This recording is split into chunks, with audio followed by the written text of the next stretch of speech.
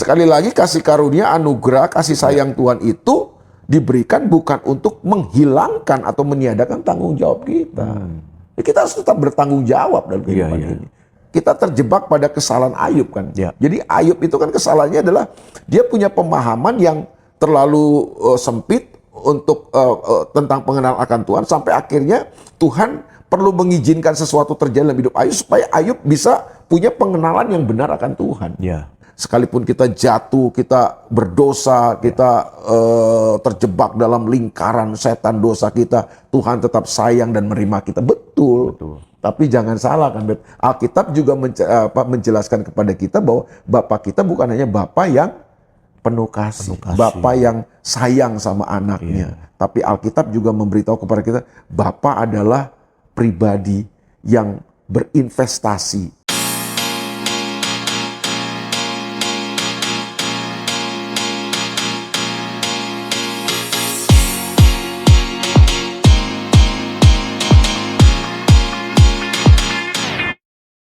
Shalom Bapak Ibu Saudara yang dikasihi Tuhan. Puji Tuhan, saya senang sekali berjumpa dengan Bapak Ibu Saudara lagi melalui program kesayangan kita, Garansi, membahas yang esensi bukan yang sensasi.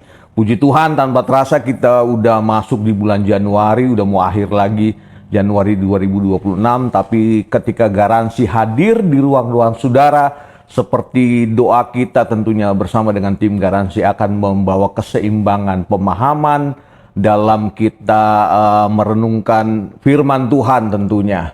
Dan seperti biasa saya masih ditemani oleh seorang hamba Tuhan yang setia dalam program ini, yaitu Pastor Elia Duta Makarawung. Apa kabar Kak El?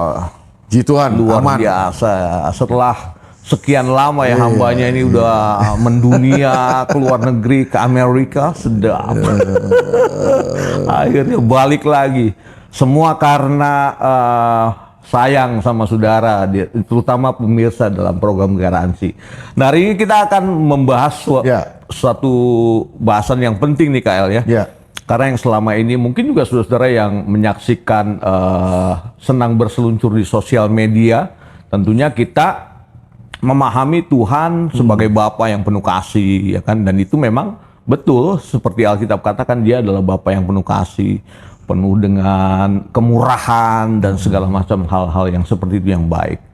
Tetapi ternyata ya, maksudnya kalau pemberitaannya melulu hanya itu, kecenderungan akhirnya, kalau yang gue perhatikan ya secara kehidupan berjemaat, akhirnya kita cuma sekedar, oh ya dia Bapak yang penuh kasih dengan kemurahan, jadi kalau kita jatuh, Dia akan terima kita lagi, kita dikembalikan lagi, dipulihkan lagi.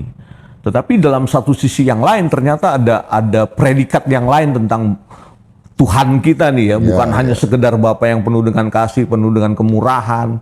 Karena kalau gua cenderungnya melihat begini, kalau kita hanya melihat satu sisi itu, akhirnya kadang-kadang yang gua rasa sendiri ya, kita ini jadi pribadi yang nggak tanggung jawab jadinya. Artinya, udahlah, ntar juga Tuhan ngampunin, ya kan, dan dosa-dosa dikit jangan terlalu fanatik lah gitu kan, ntar Tuhan ampunilah gitu.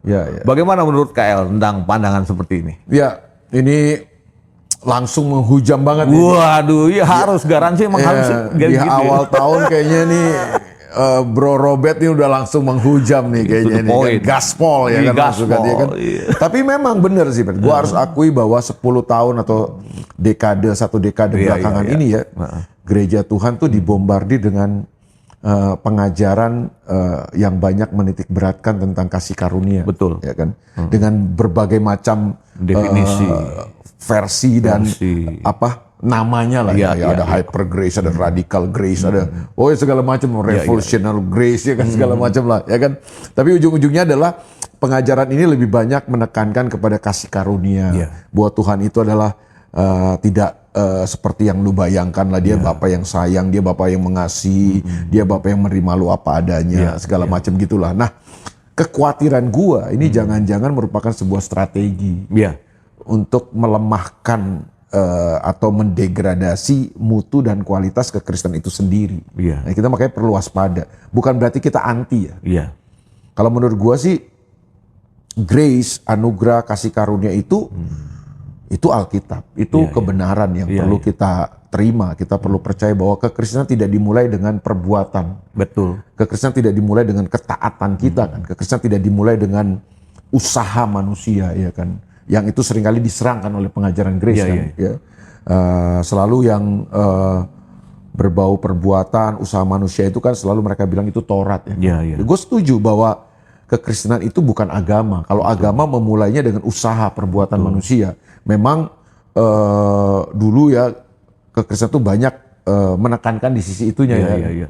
Jadi sepertinya kekristenan itu adalah sesuatu yang sangat berat ya kan. Maksudnya salah dikit ya kan kita dosa ya kan gitu kan, atau nanti kita bisa kena kutuk segala macam kan. Masuk neraka lah segala Masuk neraka. Tapi juga kalau pemberitaannya hanya melulu soal grace, kasih karunia, Tuhan yang sayang, Tuhan yang mengasihi kita, ini juga ada sisi bahayanya. Makanya menurut gua kan berulang kali kita sudah bahas ya dalam episode-episode yang lalu kita juga udah bahas ya bahwa kita perlu bertumbuh dalam keseimbangan pemahaman. Betul. Ya kan, pengajaran kita perlu seimbang. Bahwa kekristenan itu diawali dengan anugerah, ya kan? Diawali dengan kasih karunia Tuhan, dan kasih karunia Tuhan bukan hanya mengawali kekristenan kita tapi terus menuntun kita kan. Terus diperlukan dalam perjalanan kita. Tapi satu hal yang perlu kita pahami.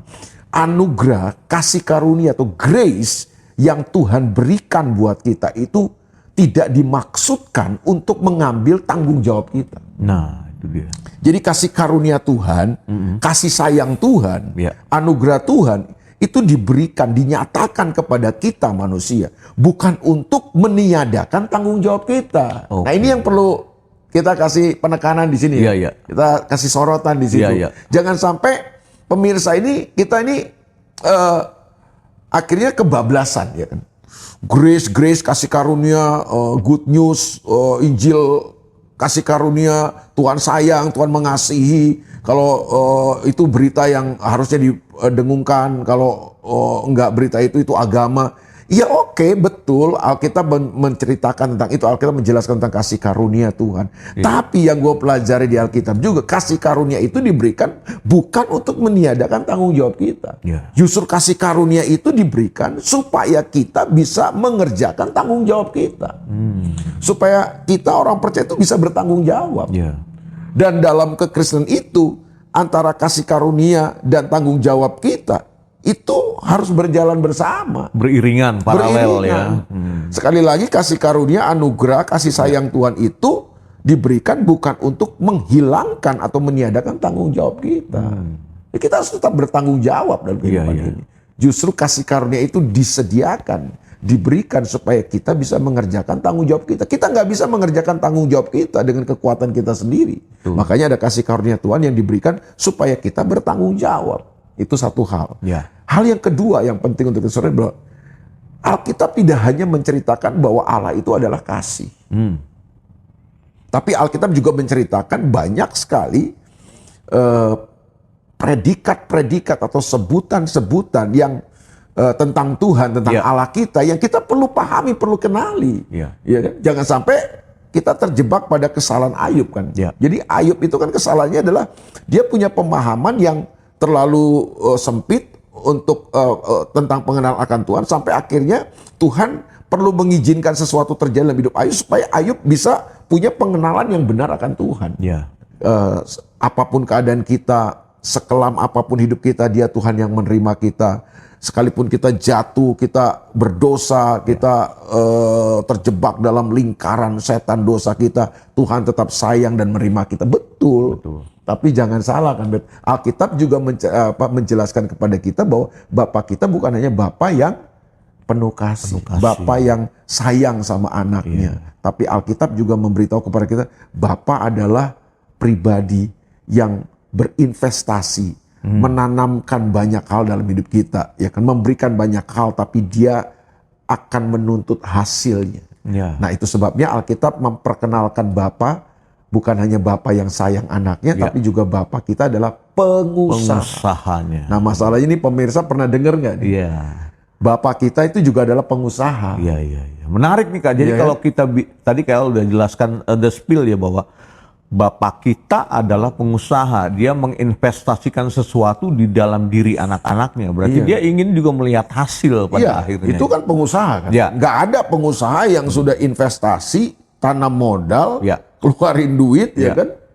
Lalu nggak apa-apa lah, rugi lah. Iya. Nggak apa-apa lah, ini habis lah. Kan enggak. Itu yayasan sosial itu. Itu bukan pengusaha. Kalau pengusaha selalu mindsetnya, paradigmanya pengusaha adalah saya tanam duit, saya tanam modal, saya investasi, berapapun itu. Bahkan ada pengusaha-pengusaha yang berani investasi besar kan. Tapi dia juga mengharapkan hasilnya kan. Betul. Bahkan kalau semakin besar investasinya, semakin dia berharap ada hasil yang besar. Keuntungan yang besar kan gitu kan. Itu pengusaha tuh. Nah makanya pemirsa mesti ngerti. Anak-anak Tuhan di masa sekarang ini harus ngerti bahwa Tuhan kita bukan hanya Bapa yang sayang kepada anaknya, mengasihi kita, tapi dia juga Bapa yang adalah pengusaha. Dia akan menuntut hasil dari semua investasi yang dia sudah berikan dalam hidup kita. Banyak yang Tuhan sudah investasikan buat kita kan. Betul. Keselamatan itu Tuhan bahkan berkorban, bahkan mengorbankan anaknya itu, nyawanya sendiri. Berkatnya, anugerahnya, mujizatnya sudah banyak kerjakan. Nah, apa yang dia kerjakan, apa yang dia berikan sama kita itu, apakah cuma untuk berlalu begitu saja? Kan enggak. Dia berharap ada hasil dari hidup kita. Nah, itulah tanggung jawab kita. Karena coba kita baca dulu ayatnya ya. Karena tadi kan udah disebutnya makanya bahwa Bapak kita adalah pengusaha. Mungkin pemirsa baru kali ini mendengar, apa iya sih predikat Tuhan itu sebagai pengusaha? Gimana tertulis ayatnya? Nah, ini kita akan explore Alkitab kita ya. Ternyata ada di dalam Injil Yohanes pasal yang ke-15. Kita baca dari ayat yang pertama ya. Yohanes 15 ayatnya yang pertama, ini Yesus sendiri yang bilang kepada murid-muridnya. Akulah pokok anggur yang benar dan Bapakulah pengusahanya. Dia pengusaha kan? Iya kan? Yesus pokok anggur yang benarnya. Bapak pengusahanya. Terus apa katanya ayat 2? Ayat yang kedua, setiap ranting padaku yang tidak berbuah dipotongnya. Kalau ada ranting yang nggak berbuah, dipotongnya. Ini ranting percuma hidup, ya kan? Dia menikmati semua, ya kan, asupan, ya kan, semua suplai makanan, semua dia nikmati dari pokok anggur itu, tapi dia nggak menghasilkan apa-apa, tebang apa potong katanya kan? Iyalah, iya kan? Itulah pengusaha, dia mengharapkan ada hasil dari apa yang sudah dia berikan gitu kan. Terus kemudian ayat itu lanjut begini. Dan setiap ranting yang berbuah dibersihkannya supaya ia lebih banyak berbuah. Yang ranting yang berbuah dibersihkan kan katanya, supaya apa? Lebih banyak berbuah lagi itu yang tadi gue bilang kan, bahwa dia ini mengharapkan dengan investasi yang besar ada hasil yang lebih besar lagi. Semakin maksimal semakin senang dia gitu kan. Itulah pengusaha ya kan. Yang berbuah dibersihkan supaya semakin berbuah lebih banyak. Yang tidak berbuah potong. Iya kan? Iya kan gitu kan. Itulah Bapak kita. Bapak kita adalah pengusaha. Coba lu lompat dah Bet ya. Itu kan nanti ayat-ayatnya banyak. Coba kita baca ayat 7 coba ya kan. Ayat yang ke-7 dalam pasal yang sama ya.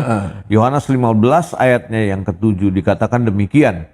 Jikalau kamu tinggal di dalam aku dan firmanku tinggal di dalam kamu, mintalah apa saja yang kamu kehendaki dan kamu akan menerimanya. Iya, jadi Tuhan mau tuh supaya kita tinggal di dalam Dia kan. Tinggal dalam Dia itu kan dijelaskan oleh ayat sebelumnya itu kan melekat pada pokok anggur itu kan. Jadi kita nempel. Kenapa kita mesti nempel, mesti melekat supaya ya itu ada kekuatan, ada kemampuan yang kita bisa terima dari pokok anggur itu kan, untuk kita menghasilkan buah gitu loh ya kan. Buahnya bukan dari diri kita sendiri kan, bukan dari kekuatan kita, tapi dari kekuatan Tuhan yang ada di dalam kita kan gitu. Betul. Nah, itu yang Tuhan mau supaya kita menghasilkan buah. Coba lu baca ayat 8. Ayat yang ke-8. Yohanes 15 ayat yang ke-8. Dalam hal inilah Bapakku dipermuliakan, yaitu jika kamu berbuah banyak dan dengan demikian kamu adalah murid-muridku. Iya. Jadi kalau nggak berbuah, apanya yang bisa dimuliakan? Bapak nggak dimuliakan ya kan gitu kan. Tapi kalau kita berbuah, dia dimuliakan. Makanya itulah. Jadi kalau ada sesuatu yang Tuhan cari dalam hidup kita ya buah. Nah berbuah itu apa? Berbuah itu adalah tanggung jawab kita, itu bagian kita. Nah makanya gue bilang tadi di awal, anugerah, kasih karunia, grace itu diberikan supaya kita bisa bertanggung jawab, bisa berbuah itu. Ya. Berbuah itu merupakan tanggung jawab kita, Ben. Iya kan? Sebagai orang percaya. Makanya kalau kita cuma dicekokin dengan kasih, kamu disayang apapun keadaanmu, bagaimanapun situasimu, bagaimanapun kehidupanmu, kamu jatuh pun Tuhan sayang. Loh kalau kita cuma diberitahu yang begitu-begitu, kapan orang-orang ini mengerti tanggung jawabnya gitu loh. Bahwa kamu harus bertanggung jawab dalam kehidupan. Kalau dia sudah memberikan kehidupan, dia sudah memberikan anugerah. Banyak kalau kita bicara anugerah kan, nafas kehidupan, pekerjaan, apalagi materi, keselamatan, sukacita, apapun yang kita bisa sebut yang merupakan anugerah Tuhan dalam hidup kita. Ya harusnya ada hasil dong dalam hidup kita. Iya sih. Dia nggak mau itu semua sia-sia gitu loh. Nah dari situlah kemudian waktu kita menghasilkan buah, kita bertanggung jawab menghasilkan buah dalam kehidupan kita dengan semua anugerah yang dia sudah berikan dalam hidup kita. Bapa dipermuliakan kan katanya. Dan dunia bisa tahu kita ini adalah anak-anaknya, kita ini murid-muridnya. Dari mana dunia bisa lihat kita murid-muridnya? Dari mana Bapa dipermuliakan? Ya dari ketika kita mengerjakan bagian dan tanggung jawab kita. Apa tanggung jawab dan bagian kita? Berbuah dalam kehidupan. Banyak hal yang kita bisa bicarakan soal berbuah. Mungkin di episode lain kita akan bicara ya. Ada buah pertobatan, ya kan? Ya kalau kamu jatuh melulu, nggak bertobat bagaimana? Coba ya kan? Ya kan? Terus ada buah apa lagi, Bet? Ada buah kebaikan, pekerjaan baik, ada buah kebenaran, buah pelayanan, buah roh, karakter Kristus, ya kan? Buah ucapan bibir yang memuliakan Tuhan. Banyak buah, ya kan? Yang Alkitab bicarakan. Nah, tapi itu yang harus kita hasilkan, harus kita kerjakan kan? Jadi satu sisi Bapa itu adalah Bapa yang mengasihi kita. Dia melimpahkan anugerahnya. Ya, semua dosa kita diampuni. Yes, ya kan? Tapi di sisi yang lain, kalau dosa kita sudah diampuni, apa dong tanggung jawab kita? Kan gitu. Dosa kita diampuni supaya kita bisa mengerjakan kehendak Tuhan, kan gitu. Betul. Nah, kehendak Tuhan buat hidup kita apa? Berbuah, gitu. Jadi jangan artinya gini. Setelah kita menerima anugerah Tuhan, ini pemahaman gue ya, Kal. Jangan lagi menganggap sepi kemurahan Tuhan itu. Jadi artinya harus tetap paralel, ada kasih karunia, ada kebenaran yang harus kita lakukan dalam hari-hari hidup kita gitu ya, supaya kita berbuah gitu ya. Ya kasih karunia anugerah Tuhan itu kan, itu saudara nggak perlu ragukan lah, itu Tuhan pasti melimpahkannya dalam hidup kita. Tapi untuk apa anugerah itu diberikan? Tuhan tahu kok kita ini manusia ini nggak berdaya kan. Manusia tidak mampu dengan kekuatannya sendiri untuk melakukan kehendak Tuhan, untuk menghasilkan buah kan. Itu sebabnya anugerah diberikan. Anugerah diberikan supaya apa? Bukan supaya buat kita hidup semau kita kan. Bukan kita mengerjakan keinginan-keinginan kita gitu kan. Anugerah diberikan supaya kita bisa kembali menghidupi kehendak Tuhan. Mengerjakan tanggung jawab yang Tuhan beri dalam kehidupan. Menghasilkan buah itu ya kan. Kalau tidak, potong. Itu konsekuensi Jadi dia Bapak pengusaha. Betul. Jadi Tuhan pengusaha selalu akan melihat hasil akhir dalam hidup kita, karena dia udah bahkan nyawanya sendiri dia tidak sayangkan. Itu investasi terbesar tuh yang Tuhan Yesus taruh dalam hidup kita ya. Begitu jadi anak-anak Tuhan Yesus, ya dia sudah mengorbankan tubuhnya, darahnya, nyawanya buat kita semua. Berarti dia ingin melihat hasil. Apa sih ya hasil dalam kehidupan ini yang harus kita hasilkan gitu ya. Ya kita mesti punya perspektif yang seimbang dalam hal ini gitu kan. Bahwa dia Bapa yang mengasihi kita dia Bapa yang sayang sama kita, yes. Tapi Alkitab juga bilang dia Bapa yang adalah pengusaha. Jadi kasih bold besar buat viewers kita, buat pemirsa kita, garansi nih bahwa Tuhan Yesus adalah Bapak kita adalah sebagai pengusaha, dia selalu akan melihat hasil apa yang sudah kita kerjakan. Flashback balik lah. Tahun lalu kalau mungkin 2025 saya belum bikin apa-apa, Tuhan. Ya 2026 ini begitu genjot di awal tahun kita harus bikin planning, lakukan apa, minimal ya walaupun rencana kecil ya Kel. Jangan do nothing, ini bahaya nih. Orang kalau udah nggak bikin apa-apa terus minta, ayo dong Tuhan janji, Tuhan di mana genapi. Ya, pasti biar tahun 2026 ini kita menghasilkan buah lah. Iya. Baik buah pertobatan, buah roh, ya kan, karakter Kristus, buah pelayanan kita, apalagi buah pekerjaan baik, ya kan. Buah apa lagi, buah ucapan bibir yang memuliakan Tuhan, buah murid-murid Kristus, jiwa-jiwa yang kita hasilkan. Banyak hal yang kita bisa bahas, mungkin dalam episode lain kita bahas itu ya. Tapi intinya adalah di tahun ini harusnya kita berbuah dengan semua berkat, dengan semua anugerah yang Tuhan berikan dalam hidup saudara dan saya. Harusnya itu tidak menjadi sia-sia. Berkat itu, anugerah itu bukan hanya untuk diri kita, tapi supaya kita bisa mengerjakan tanggung jawab kita dalam kehidupan. Yaitu apa tanggung jawab kita? Mengerjakan kehendak Tuhan dalam hidup kita. Amin. Mengerjakan kehendak Tuhan itu apa? Berbuah, itu sama dengan berbuah. Luar biasa. Jadi mengerjakan kehendak Tuhan adalah bagian dari kita berbuah atau menghasilkan buah. Iya. Saya berharap kita semua di tahun ini atau di awal tahun ini, saudara-saudara, jangan sampai kasih kendor. Gaspol, hasilkan buah. Walaupun buahnya mungkin ya cuma 1, 2, nggak apa-apa.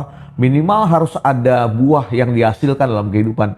Ingat, orang yang dikasih talenta 5 dia kembangkan, 2 pun dikembangkan. Jangan seperti orang yang diberikan talenta cuma 1 kemudian dikuburkan. Ada potensi besar dalam hidup saudara-saudara sekalian yang mengikuti program garansi ini. Kita semua berharap tentunya di tim garansi supaya kita bukan cuma sekedar nonton tapi menghasilkan buah dalam kehidupan. Begitu ya Kel ya? Yes. Luar biasa. Di akhir program kita akan berdoa buat saudara-saudara sekalian dan kita lebih fokuskan buat pemirsa semua supaya hidup kita menghasilkan buah. Nanti Pastor Eli akan berdoa untuk kalian. Mari kita berdoa. Bapak, terima kasih untuk tahun yang baru yang kami boleh jejaki dan jalani ini. Dan kami berdoa supaya Tuhan terus melimpahkan anugerah demi anugerah dalam hidup kami. Engkau melanjutkan kasih setiamu dalam hidup kami. Dan kami pastikan anugerah, berkat, dan kasih setia Tuhan tidak menjadi sia-sia. Ya, biar itu menghasilkan sesuatu dalam hidup kami. Kami tetap mengerjakan tanggung jawab kami, mengerjakan kehendak Tuhan, berbuah dalam kehidupan. Tolong bantu umat-Mu supaya mereka bisa menghidupi kebenaran-Mu, menghidupi kehendak-Mu dalam kehidupan mereka. Apapun situasi mereka, Engkau yang paling mengerti Tuhan. Engkau berkati anak-anak-Mu hari ini. Tuntun mereka, sertai mereka, dan biar tahun ini kami berbuah semakin lebat dalam kehidupan. Dalam nama Yesus kami berdoa. Amin. Selamat menghasilkan buah dalam kehidupan dan sampai jumpa dalam program garansi yang akan datang. Tuhan Yesus memberkati kita semua.